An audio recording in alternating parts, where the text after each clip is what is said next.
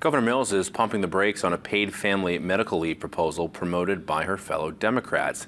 The administration wants the plan changed to reduce the burden on businesses. Her deputy chief of staff says it's important to balance the disparate needs of Maine families and businesses.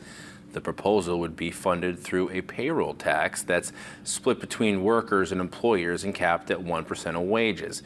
Just how much each side would contribute and how much of a worker's wage will be replaced while on leave remains to be negotiated in a legislative committee.